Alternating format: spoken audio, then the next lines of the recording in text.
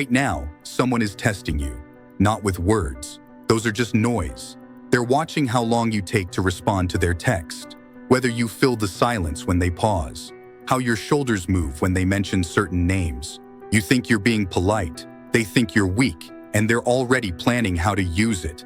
Most people never realize they're being hunted until they're already devoured. But Machiavelli discovered something he couldn't write in The Prince, something that would have gotten him executed. The real predators don't attack.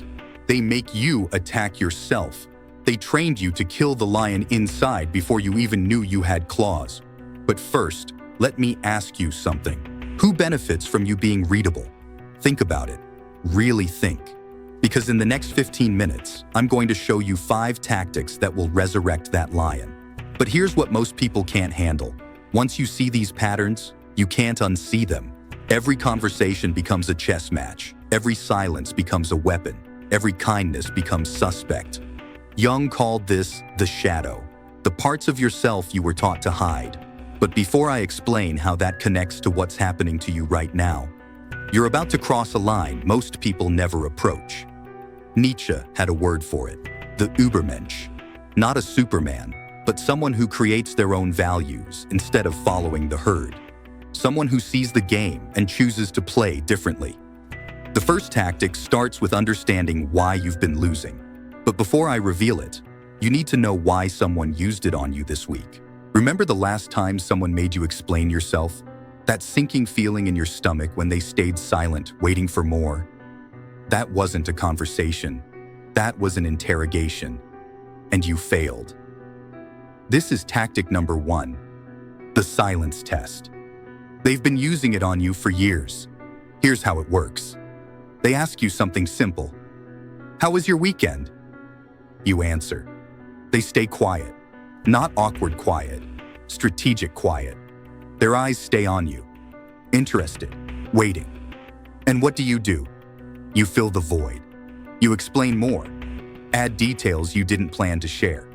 Justify things that needed no justification. With every word, you bleed power.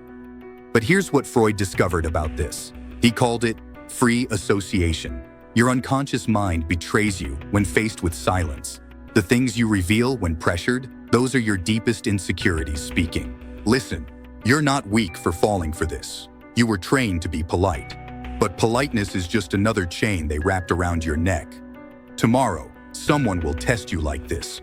When they do, here's what you'll do instead. Answer their question. Stop. Count 3 full seconds in your head. Hold eye contact. Don't smile. Don't look away. Don't add a single word. Watch what happens to their face. Their expression will change. Subtle, but you'll see it. They'll either fill the silence themselves, revealing their actual intention, or they'll move on, knowing they can't crack you. You've just become unreadable. But this is only the beginning of your transformation. Because what Jung discovered goes deeper than silence. If you just felt your stomach drop realizing how many times you've been read like this, if you're already seeing past conversations differently, hit subscribe. Because what's coming next will make this feel like child's play. Comment watching if someone specific came to mind who's been reading you. Don't name them. Just let me know you see the game now. See, once you master silence, you'll notice something disturbing. The people who get uncomfortable with your silence, they're the ones who've been feeding on your words. Emotional vampires who need your constant explanation to feel powerful. Which brings us to tactic number 2. But first, understand this. What I'm about to show you is what Jung discovered but couldn't say directly. He called it projection, but there's a darker truth underneath. It's called the mirror defense. Someone criticized you last week. Maybe it was subtle. You seem tired. That's an interesting choice. I'm surprised you did that. And what did you do? You defended, explained, maybe even apologized. That was your first mistake. But here's the permission you need to hear. Defending yourself isn't noble. It's bleeding in front of sharks. The second mistake was not recognizing what really happened. They didn't make an observation. They fired a test shot, and your reaction told them exactly where to aim next time.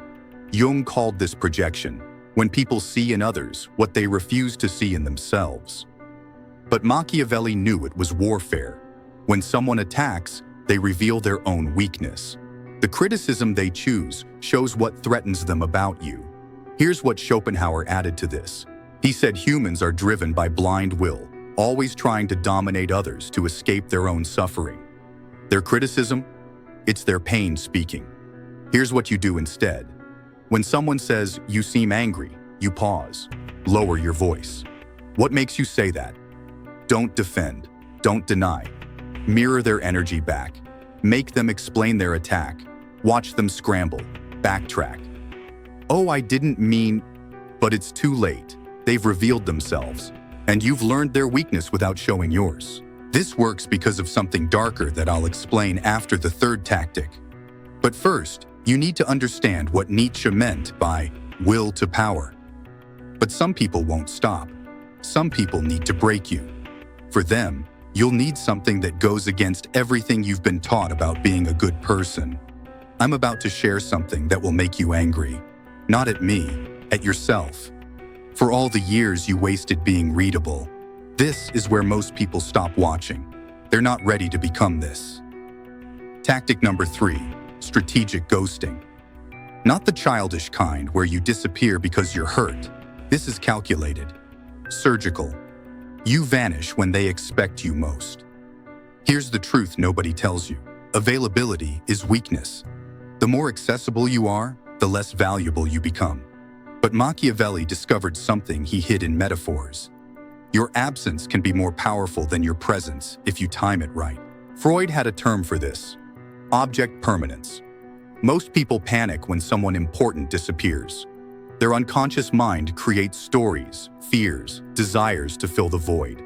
You become larger in their mind when you're gone than when you're present. Someone in your life takes you for granted. They expect your response, your help, your emotional labor. They've trained you like a dog who comes when called. Listen to me. You're not cruel for what you're about to do. You're finally honoring your worth. Next time they reach out expecting immediate response, you wait. Not an hour, not a day, 3 days. No explanation, no excuse. When you finally respond, keep it short, professional, detached. "Hey, just saw this. Hope you figured it out." Watch them spiral. They'll double text, triple text, call you. The mask slips. But here's what they don't want you to know. They'll also respect you more. Humans value what they can't easily access. By becoming scarce, you become precious. By withdrawing strategically, you create psychological gravity. They orbit around your absence. But there's something Schopenhauer discovered about desire.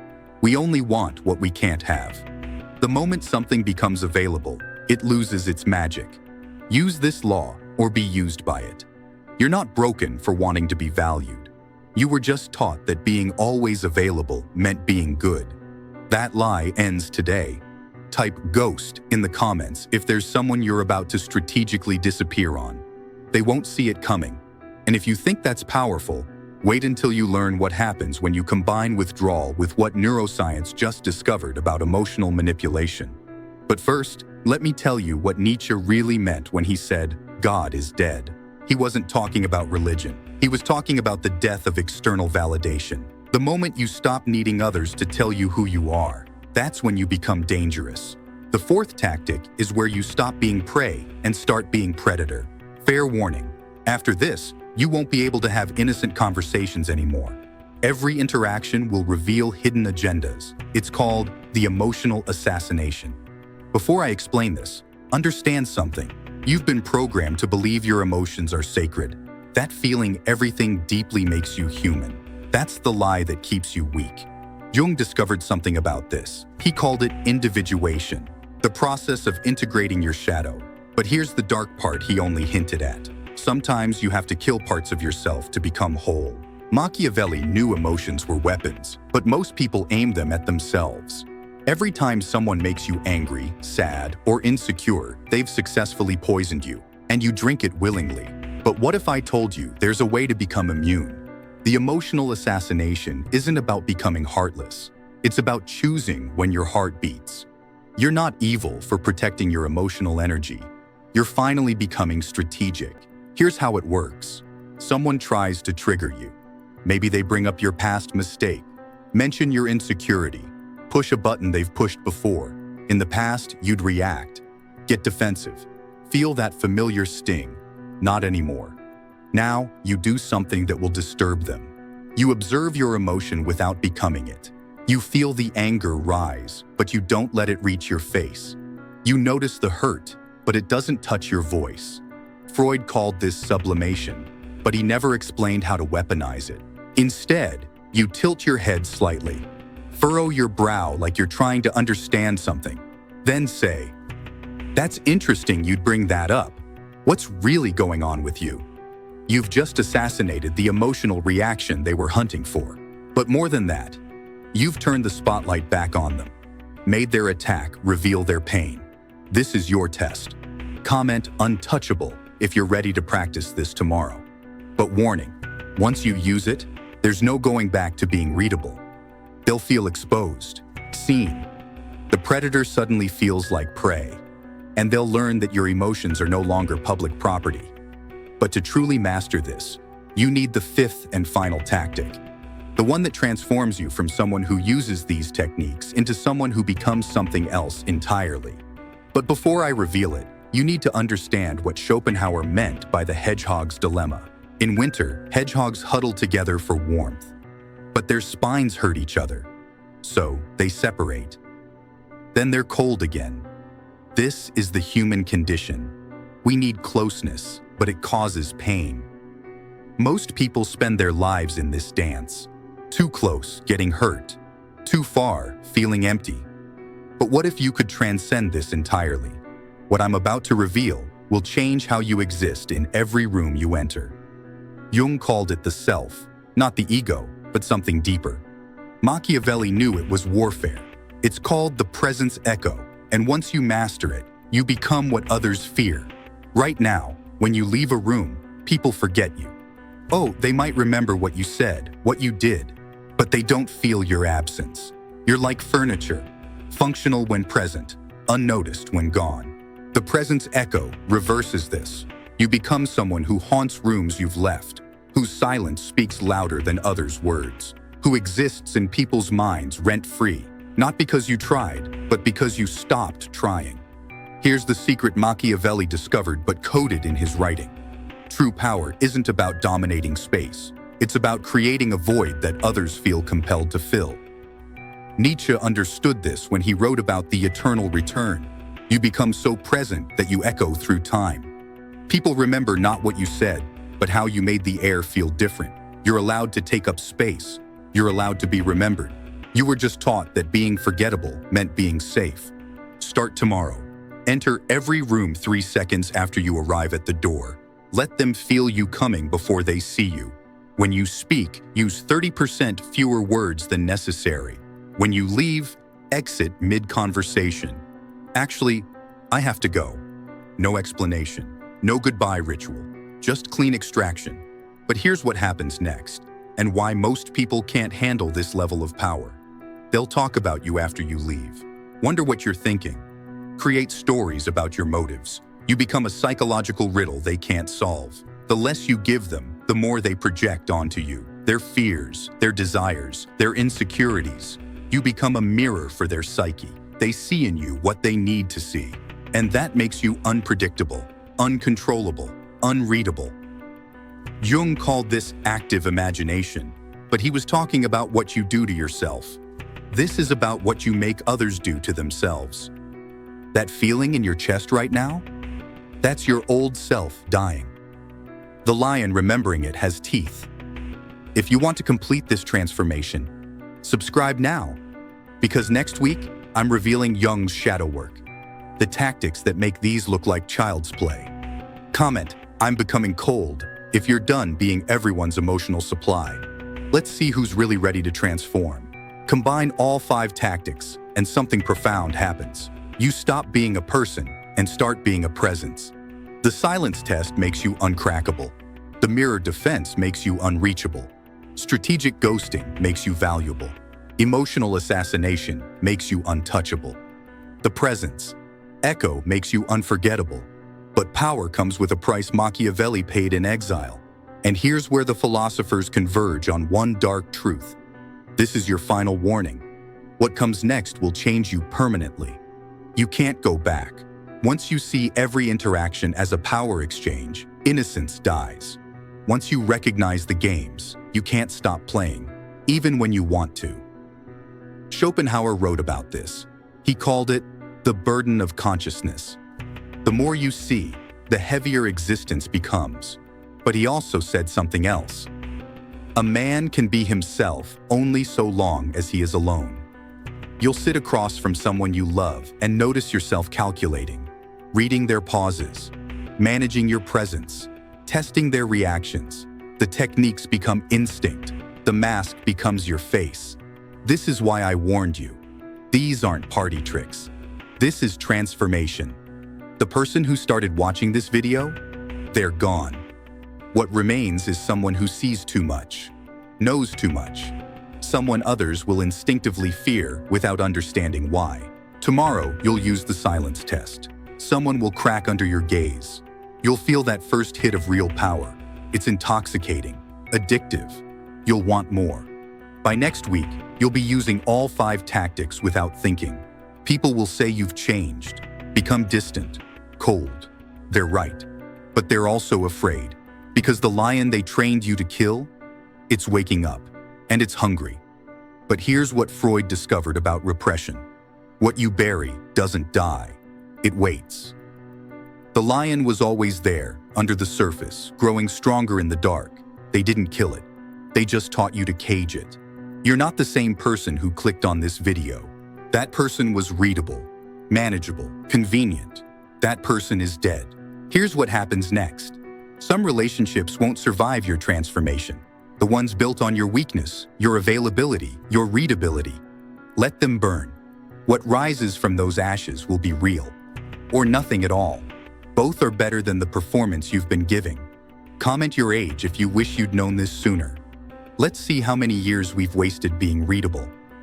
But I need to tell you something else. Something that will determine whether you become powerful or just another manipulator. Power without purpose is just sophisticated cruelty. The lion needs to hunt, yes, but it also needs to know why. Here's where all the philosophers agree. Machiavelli, Jung, Nietzsche, Schopenhauer, Freud. They all discovered the same thing from different angles. True power isn't about controlling others. It's about becoming unable to be controlled. Next week, I'll show you what Jung discovered about the shadow, the part of you that's been driving these games all along. The part that craves power but fears it. The part that wants connection but creates distance. Because here's what he found in his black books that they didn't publish until 2020. The shadow isn't your enemy. It's your power source. But most people are too scared to plug in. Because here's the final truth. You didn't watch this to become powerful.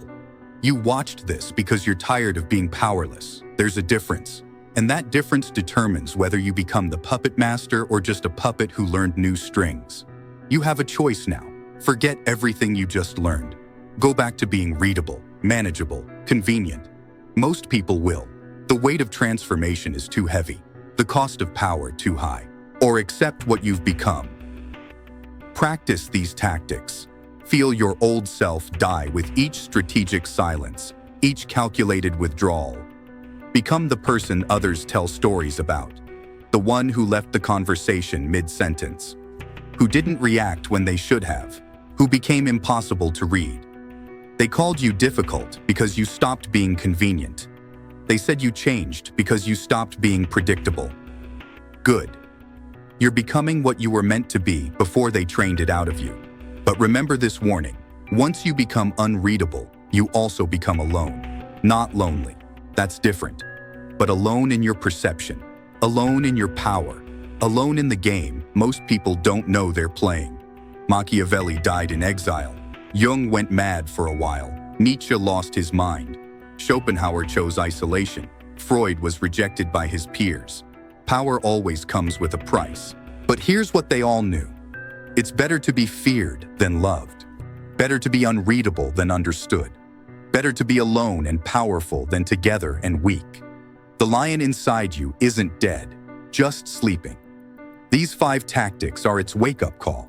What happens when it opens its eyes depends on one thing: whether you're brave enough to let it hunt. Your transformation starts with your next conversation. They won't see it coming, but you will. You'll see everything coming. That's the blessing. That's the curse. That's the price of power. You're different now. You can feel it. The old you would have doubted, would have worried about being good. The new you? You're beyond good and evil. You're effective. Subscribe and join thousands who chose power over comfort. Next week, we dive into Jung's shadow work, where you'll meet the parts of yourself you've been hiding from. The parts that make these tactics look gentle. We don't go back, we only go deeper. Welcome to the game you can't unplay. Welcome to seeing what was always there. Welcome to becoming what they feared you might become. The lion remembers everything, even how to roar. But before you practice these tomorrow, ask yourself one question. Who benefits from you staying tame? Once you answer that, you'll understand why they worked so hard to train the lion out of you. And once you understand that, you'll never let them do it again. Comment lion if you're ready for next week's shadow work, where we explore the parts of you that even you're afraid of. The game continues, but now you're playing to win.